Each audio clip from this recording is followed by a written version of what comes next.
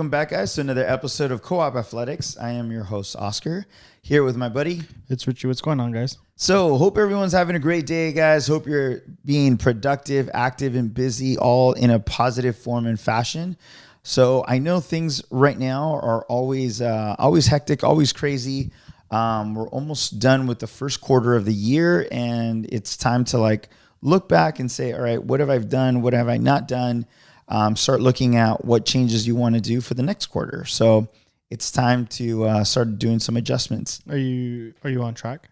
So far, yes. That financial track is kind of working. So if I can get some transactions and some deals closed on time, then I would be doing awesome this quarter. So that's kind of what I'm trying to push on. And I have taken more days off, which was one of my things that I wanted to do this year. So not work on Sundays. So normally I work like 7 days a week, but this time I was like, all right, I want to take Sundays off. So I've been doing better on that. Yeah, no, I called you this past Sunday and you're like, let me call you back. And I was like, oh, okay. Yeah. So I've been doing pretty good on that. So that's kind of a good thing. And then probably by April 1st, I'll share what my past goals were and where I'm at. You know what I mean? So hopefully some of you guys can share some of your plans and ideas and all that other fun stuff to try to put some stuff together. So what I wanted to talk about today was team building, structuring, building, planning, all that other fun stuff. So one of the things, and this is just like from my experience, what I've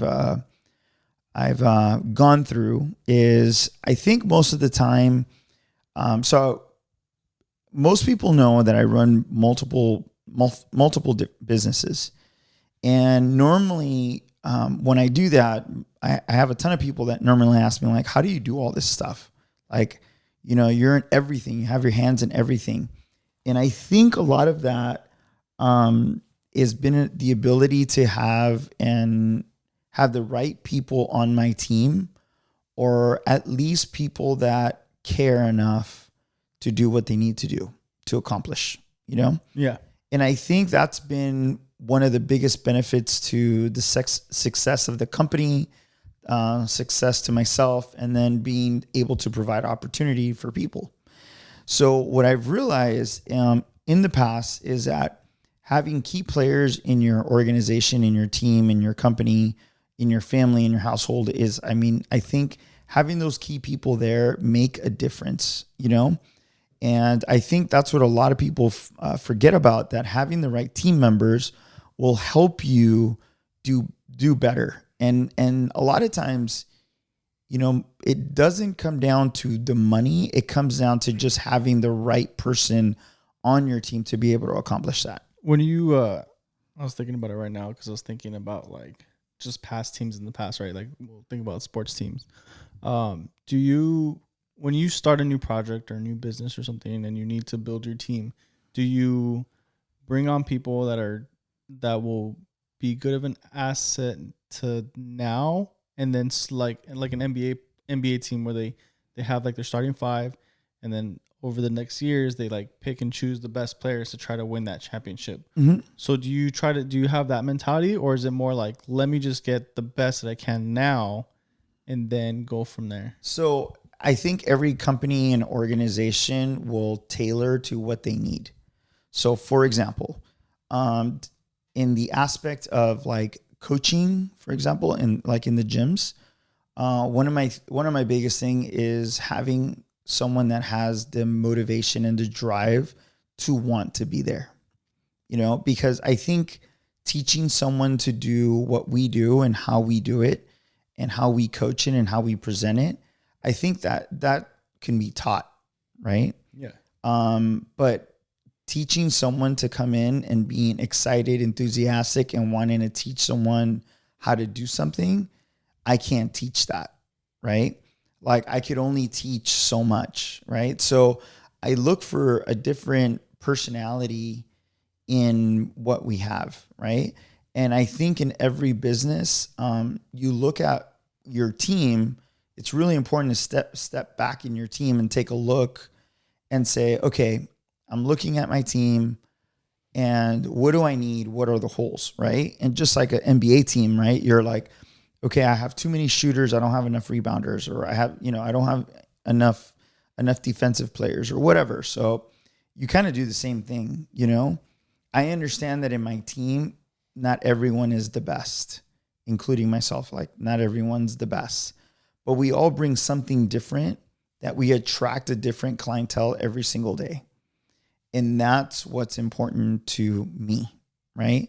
Because I don't want everyone to have my same personality, because I might not gel with everyone, right? Or I'm too much for a lot of people, right? Or you might have someone that's just like, so carefree that they're like, they're doing 200, someone's doing a 200-pound push press, and they're so carefree that they throw their back out because you're just so like, well, whatever, let's see what happens, And I think a lot of that, it's really important to make sure that you have the right people on your team that bring something different. And if they can bring someone different, then it will just make it that much easier, because there's a lot of times, even as like a team member, you get bored, you get tired. So you go to your team to give you fresh ideas, new concepts, new direction, like what works, what might not work. Or they tell you like, hey, I saw this location, or I saw this owner do this. Like, what do you think about that? And that's what you want. You want someone that is on your side to help you to get better in some form and fashion. Okay. We're like currently working on this project. Mm-hmm. And I remember we all sat down and talked, and you said, I feel like technically you're one of the pioneers in taking this project to the next level. And when we were talking to the team, you said, I see everybody as equals. Mm-hmm. I'm not ahead of you. You're not ahead of me. We're all the same. I believe, we're all equals. And to an extent, like, that is like a good mentality to have as far as like teamwork and building something. But do you feel like there does still need to be like that person that is in charge of everything, I guess? Or not really. What, so that project that we're working on, I did say that. I said, I was with the group and I said, hey guys, if you have something to say it. If you feel something, say it. If you want to try to accomplish something, say it. Like, that's what that's what we're here for. And we're all here for one goal, is to make whatever we're working on to be as successful as possible. Now, the aspect of what most people say is exactly what you said, that, well, there should be one leader. I do agree with that. Like, it's not really being a leader. It's just taking that skill that person is really, really good at, and they're leading in that particular category. Okay. Right? Yeah. So like, you're good at not one specific, but you know what I mean? Like, you're good at a specific thing. Like, I'm not going to step on your toes and tell you how to do what you're already good at. Uh-huh. Right? So you, in that portion of the business, you're the leader of that. I'm not the leader of that. Does that make sense? Like, we all have certain strengths that we need to, in my eyes, I think a good quarterback or team or boss or whatever you want to call them, that person needs to sit back and say, okay, they're really good at this. Let them lead that. Let them take the initiative to do that. Yeah, because I was thinking as far as like making big decisions. Mm-hmm. So like, obviously, like, my strengths are not your strengths, Mm-hmm. So I think as far as like a teamwork, like, at the end of the day, is it just the type of I guess structure in the team that everybody makes the decision as a whole, or is it still like everyone does make a decision as a whole? And the reason why, and it's weird because it takes this is really difficult, because this you learn with experience. Uh-huh. So for example, I'll give you an example, right? So in the gym, if like, I like doing the programming, and I'm really big about wanting to do the programming, right? So if I do the programming and it's crappy, right? I take on 100% responsibility on what I do, right? Yeah. So now when I do the program, back in the day, I had to consider the people that I had coaching, right?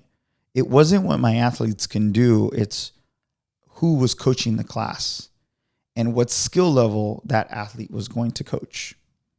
Right. Oh, okay. Yeah. Because I couldn't program, a specific movement if I knew that day 2-3 coaches weren't good at that movement. Got it. Right.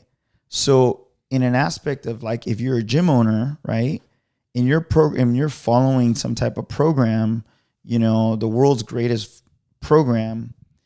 But the problem is you're only as good as your team. Like, I don't care how you look at it. You're only as good as whoever's helping you. So the big decisions that need to happen, yes, they come from the person that's essentially making the big decisions, but those decisions come from the people that are on your team. So it's more influenced by your team. Exactly. Oh, okay. It's not like I sit there and just try to be a dictator and say this and this has to happen and this. It doesn't really work that way.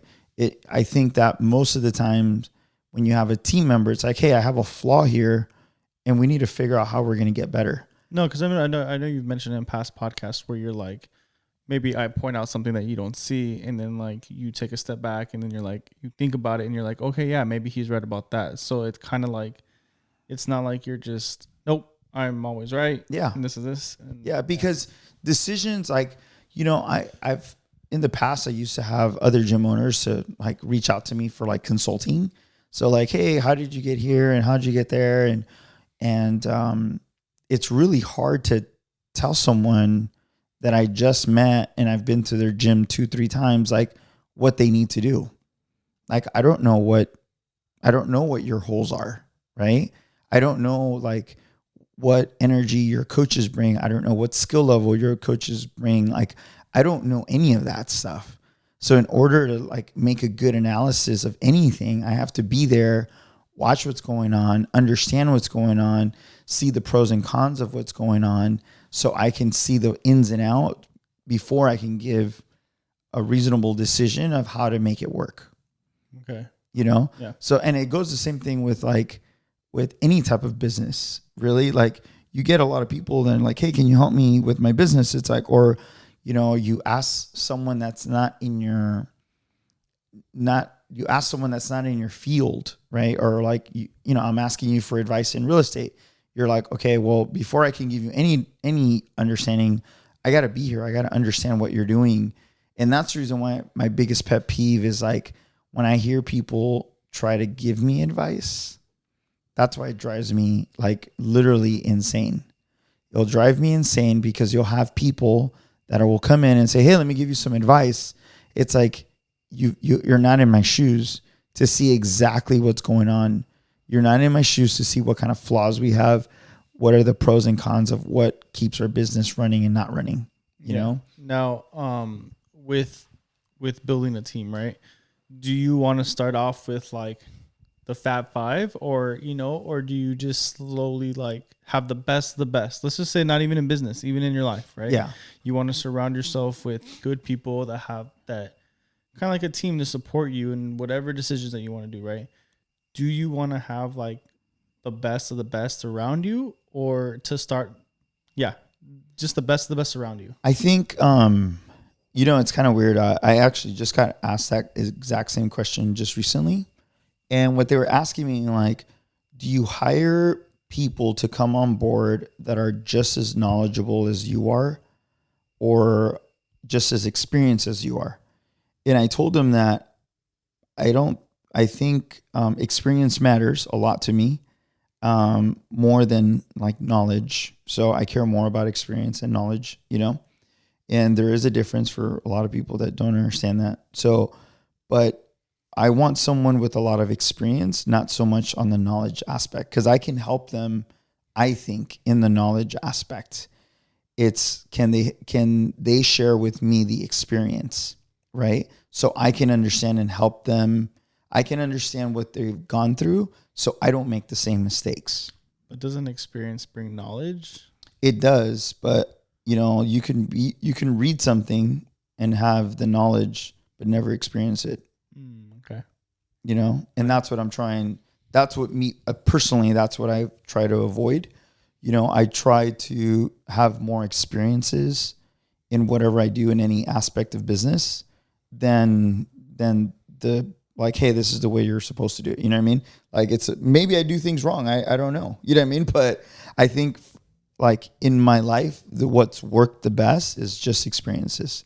Well, I'm just thinking as far as like your like real estate, right? Or even the gym. I mean, you can be so knowledgeable about weightlifting and, you know certain techniques and just have like, you know, the whole definition of like, you know, weight training in your head. But would you rather take someone with more experience and less knowledge? I think I prefer to take someone with, I personally prefer to take someone with less experience, you know? In that aspect. Yeah, in that aspect. So it just depends on what kind of project you're doing. Exactly. Because I think for me, like, so it's hard to train someone to get out of their specific ways, forms, and fashions, right? Like if they were always told this is the way you're supposed to do it, you know, like think about it this way, right? Like in society, we've been told that sugar is bad for you. You know, I mean, that salt is bad for you and sugar is fine. Like you could do sugar all day long and nothing happens, but salt is like super bad for you and you can't do it and this and that. Like, you know, but it's actually the other way around. Like salt is actually better for you than sugar is for you. You know what I mean? Yeah. And it's hard to teach someone that doesn't understand that concept of just like, hey, no, that's not really true. Like this is more truth to that than there is on this side, you know? Yeah. So I think it's really hard. It's really, really difficult to get people out of their like too much experience ways. You know what I mean? Like if they're super, super experienced, like, man, it's hard. It's hard to like get them out of their ways of doing certain things. And you've built like, and you've done so many projects in the past and like, which have not all been successful. You know that, right? Yeah. Yeah. But what I'm saying is like, when you do start a new project, like it's a different criteria for building that certain team for that project, right? Yeah. I mean, every project doesn't matter. Like, you know, so right now, one of my friends called me and said, hey, they're trying to build a weightlifting gym, you know, and I, you know, the first thing I said is like, well, do you weightlift? And he's like, no, not really, like a little bit. I was like, okay, cool. Well, you got to get someone that's experienced to like help you and guide you to be able to do that. And one of the things I told him, I was like, hey, when you build a weightlifting community, what ends up happening, that community gets really, really tight. So they're going to be loyal to that specific coach, especially if you're not the coach. And the one thing they said, well, I don't want that. Like, I don't want that. I don't want to be handcuffed to that coach. And then that coach gets up and leaves. And then I lose all these like clients. I'm like, yeah. So that means like you either have to become a better coach, you know, or you better get on the fast track of understanding what you're wanting to learn. So that person doesn't just get up and go, you know what I mean? Yeah. So it's just different. You know what I mean? Like, you know, it doesn't matter like what kind of business or idea or project you're trying to start. You gotta figure out, you gotta know a little bit about what you're doing, you know? And if you don't know anything about it or you don't know enough about it, you gotta make sure you're gonna get ready to hire someone that's completely going to help you to be able to accomplish that. No, one of my projects is that I want to do in the future is to open up a chicken wing place, like a sports bar, and we've talked about this before. Now, is like as far as building the team, right? Like, I want the best people to run the bar, to like be the servers, the cooks, accountants. Like, I want everything to be on point, right? Would investors be considered part of the team? Like, It just depends. Like choosing the right people to invest in it, like does that kind of play an impact as part of your team? Well, it depends how you structure teams. Like I see, especially now, like, you know, since we're still like in COVID right now, like one of the biggest things that we see a ton of people like, you know, with all these gyms that have closed down, there's a lot of people that are like, well, I'm going to open up a gym and I'm going to get some investors and to give me some money, I'm going to buy some equipment. And I'm like, have you ever ran a gym before? Like, I was like, cause it's not as easy as you think it is, you know? And yeah, you want to hire the best of the best, but it's not that you don't want to, it's just, can you afford it? Right? Because yeah, you can hire the best, you know, best bartenders is the same as the best coaches, or you can buy whatever, like you can hire the best of the best. It's the problem is, can you really afford it? You know, because everybody costs money. Because I'm thinking if someone wants to invest in your and be a part of your goal, right? Mm-hmm. Like if you've ever stepped back and say, you know what, man, like I don't think this would be a good one for you. Mm-hmm. Yeah, I mean, there's been a couple of times I've had to like reject people's money. I've actually had people try to open up more like multiple CrossFit gyms. Like they wanted me to like do a few more. And they were willing to give me the money to do it. And the problem is the reason why I didn't do it is just, again, I couldn't put together the right team to be able to do it. You know? Yeah. So I was just like, if I can't put together the right team, you know, and it has to have the right feel and the right energy and the right environment, if I can't replicate that, it's not going to work. It's just not going to work. It's just too difficult, you know? And I ran into that position, right? Like I spread myself out so thin, trying to like make something happen and make it work. And it kind of works, but you know, not that I was getting sabotaged, but kind of, you know what I mean? Like certain things were happening that I just couldn't figure out why it wasn't working. And then that's part because I didn't have the right team behind me, right? I was relying on what they were telling me. I was relying on their skill and whatever they were doing. You know what I mean? So, and it's weird because one of the biggest mistakes most people do is that they rely on one person to run the team. And I'm going through this like right now, even in my own like real estate company, is we had one property, we had one guy that ran all the outside team, you know? And now that guy, probably about a month ago, he took off. He ended up leaving. He ended up going back to out of state. So we were hoping that we were going to transfer that responsibility to 3 different people and that they were going to take care of it. It's gone to shit. Like, because those people never took the initiative to learn, to get better. They're not bothering to get better. You know what I mean? Like, so it's just kind of, everyone's just getting paid, not doing anything. And they're just pointing fingers like, well, you didn't do this and you didn't do that. And that's been this and that, you know what I mean? So it's kind of like, okay, what's really going on? You know, is it lack of training? Is it lack of initiative? And in my perspective, it's lack of initiative. Like they relied on one person, didn't bother to get better, didn't bother to, you know, and that is so common in the world of business. You know, business owners, they get really comfortable with their team, but they don't cross-train anybody. You know, they don't cross-train anybody. They don't help anybody get better. So what ends up happening is that you have to try to find people that really want to take that step to get better. And if they don't take the step to get better, then you're screwed. You know, like the project that we're currently working on, you know, those other staff members are wanting to get better. They're not just like, meh, whatever. Like, I don't care. It doesn't work that way. It's like everybody has to be all in. So that's why I said it goes back to the beginning. It's finding people that are motivated and driven to want to be there. And it's not just like a check. It's there like, I want this to succeed because if it succeeds, it puts food on the table for all of us. It's not just one person. And I've realized that in the world of like fitness, especially in fitness, you have a lot of coaches that just care about themselves. That's all they do. That's all they care about. They just care about themselves. And that's like the failure. That's the first step of failure to your facility, your location, your business, your life. It doesn't matter. Like as soon as like whoever you're working with only cares about themselves, like that is going to be the death of your business.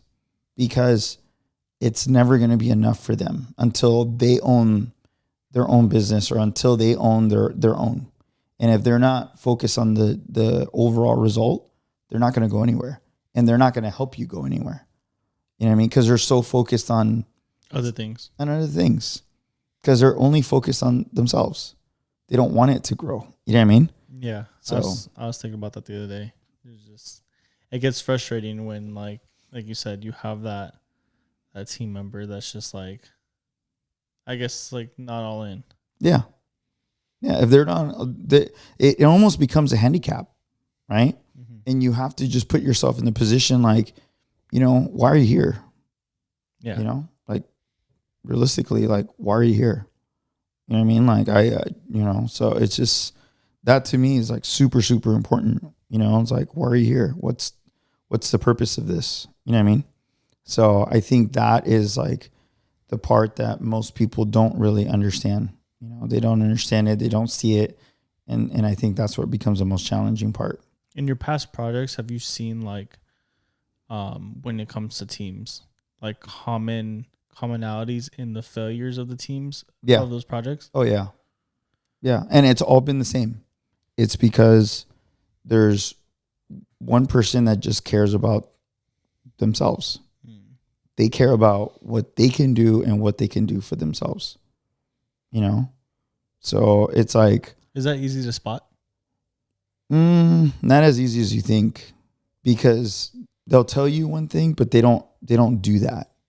They don't show it in like their work ethic. That is correct. Oh, okay. So what they'll do, like in like the fitness world, I'll give you a perfect example. In the fitness world, what you see is coaches that only give you a half-ass effort coaching, and then you see them give 100% for personal training. Okay. Yeah, that makes sense. They're just like super half-ass effort coaching, and then they're never helping people to get better, right? They're just like, oh, well, keep doing this. Well, if you want to get better, you can come with me and do some personal training. It's like, no, asshole. Like, just help me here. Yeah. Like, why do I have to pay extra? And not saying that, and that's like, even if the athlete is like, hey man, I've helped you numerous amount of times, I'm really trying to help you, and you're still not getting it, then maybe at that point I would say, hey, maybe you might consider some personal training, and we can just literally spend a month on working on A, B, C, and D, Yeah. But dude, there's coaches, man, that do shit like that all the time. It's super common. Like, all they care about is what they do for themselves. Mm-hmm. That's what they care about. You know what I mean? Instead of looking at it from a like 9,000 point view, bird's eye view, and saying, how can I help everyone as best as I can? And if I get personal training or I get athletes that come in that I can help, even better. But they don't see it that way. They see it as like, this is stupid. I don't know why I don't know why I'm coaching.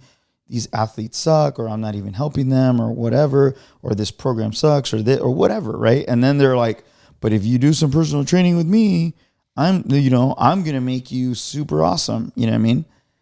And but for someone that's ahead of like the head of like you creating that team, right? Mm-hmm. Like, why not bounce them out of the club?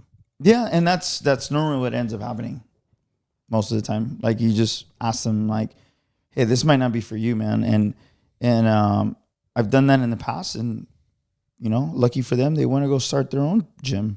Mm-hmm. And it's like, cool. I did you the way I see it, I'm like, I did you a favor. Yeah. Because I got you out of your comfort zone. That's kind of the way I see it, So yeah, I mean, if you're looking to, I mean, for most people that are listening to this, like, like, sit back and just look at who you have around you and see if they're helping you to accomplish a goal or not. And if they're not helping you, talk to them. If you're talking to them and they're more talk about like all talk, less action, then that's where you have to like decide what's the best route to go with, mm-hmm. And what's the better decision to do. Okay. So, yeah. But anyway, All right, guys. Well, thank you guys for listening. I appreciate the time on the sock. Take a look. We're also going to be loading some stuff on the YouTube page. So for you guys that don't want to listen to it on the phone or whatever, you can check out some YouTube. But Rich, you got a couple things to say, and thanks for listening, guys. Yeah, we went a little longer today, actually like 5 minutes longer. But we all of our podcasts now are on our YouTube channel, to where you can just play it, work it out, and just have us in the background. But yeah, we will start uploading all that stuff as of yesterday, and just make sure all the links will be in the description of the podcast, and I'm sure we'll blast it out everywhere so you can see. But make sure to rate us on Apple Podcasts, Spotify, Google Play. Follow us on Instagram. All the links are in the description. Subscribe to our YouTube. Turn your notifications on so that you never miss a video. And we'll see you guys on the next podcast. Thank you. Thank you.